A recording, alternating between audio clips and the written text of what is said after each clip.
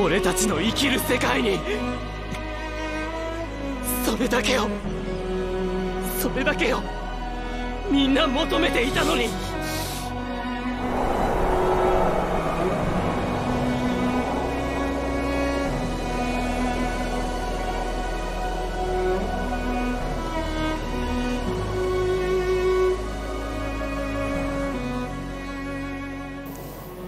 Oke, aku ngikutin cerita Vinland Saga dan ada hal yang aku dapat untuk aku jadikan bahan perenungan dan juga pembelajaran tentu. Seperti ketika kamu melakukan sebuah dosa atau kesalahan dan di tengah-tengah perlakuanmu itu kamu sadar dari apa yang telah kamu perbuat, kemudian perasaan bersalah itu datang untuk menghantuimu. Lantas, langkah apa yang bisa kamu ambil untuk itu semua?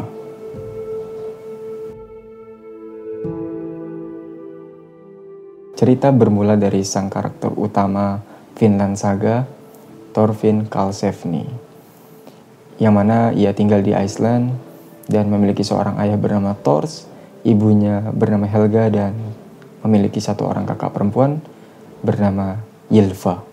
Singkatnya, pada saat itu si Thors, ayah Thorfinn, dan juga Thorfinn beserta rekan-rekan warga desa lainnya sedang dalam perjalanan untuk memenuhi tugas, yaitu tugas untuk membantu perang, yang mana tugas itu diperintahkan oleh si Floki. Floki ini adalah pemimpin pasukan Jomsviking. Namun ternyata itu hanyalah jebakan, yang mana itu merupakan siasat untuk membunuh Thors, ayah Thorfinn. Si Floki melakukan rencana pembunuhan itu bekerja sama dengan tentara bayaran yang dipimpin oleh Askeladd.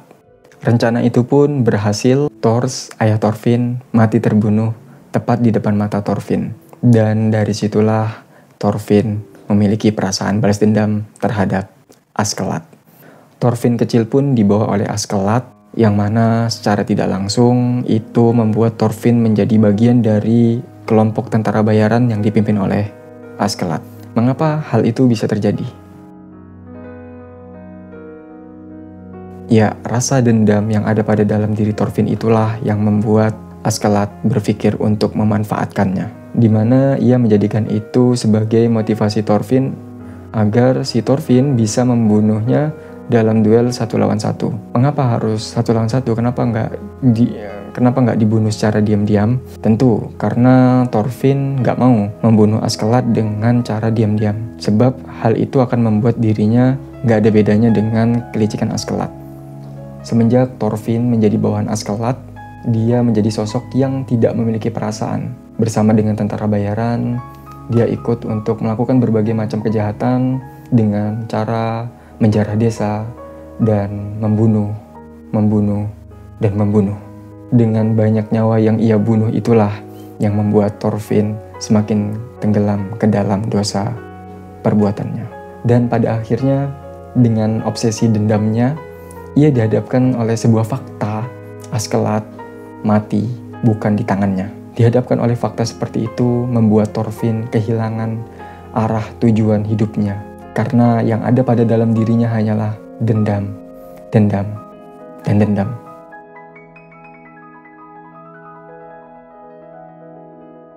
Askeladd mati sebab ia dibunuh oleh sang Raja Canute tepat di hadapan Thorfinn. Tentu hal itu membuat Thorfinn ingin membunuh sang raja, namun Thorfinn hanya melukai wajah sang Raja Canute. Sebelum pada akhirnya pengawal raja menahannya.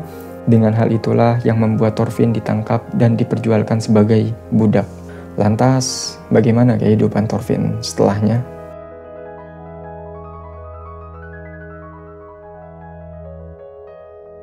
Dari seorang Thorfinn yang diperkenalkan dengan karakter yang penuh dendam dan amarah, hingga menjadi seorang yang benar-benar kosong dan ia lupa siapa dirinya dan apa tujuannya. Setelah kematian Askeladd, ia melanjutkan hidupnya sebagai budak dan ditugaskan untuk bertani di perkebunan milik Ketil. Dan di situ ia dipertemukan dengan budak lain. Budak lain itu bernama Einar, yang bakal menjadi sahabat seperjuangannya kelak. Einar memiliki latar belakang yang dulunya sebagai petani, dan di sini ia membantu Thorfinn untuk mengelola kebun bersama.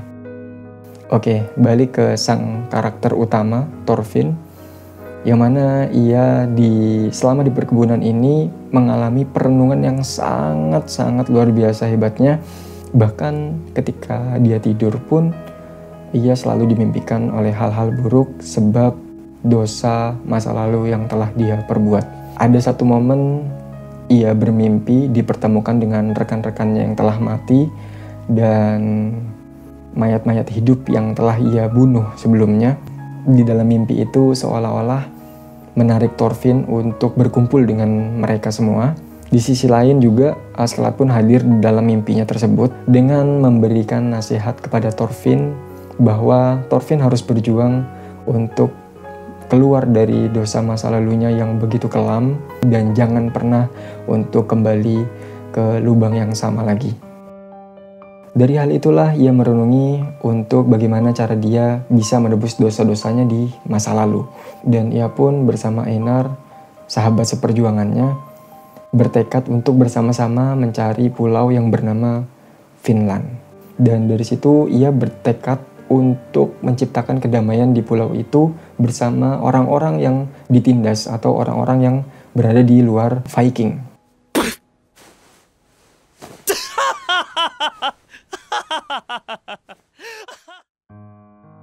Kenapa hal itu bisa terfikirkan oleh Thorfinn? Karena ada momen sang Raja Canute yang bertekad akan mengayomi orang-orang Viking untuk mempunyai tempat untuk diakui.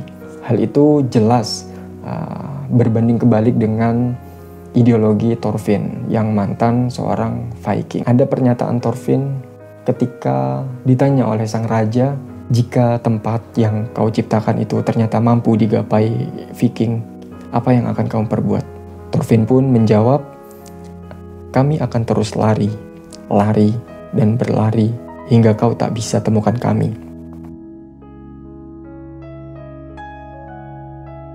Kesimpulannya, mengingat dosa kita di masa lalu, pasti kita akan sulit melupakannya.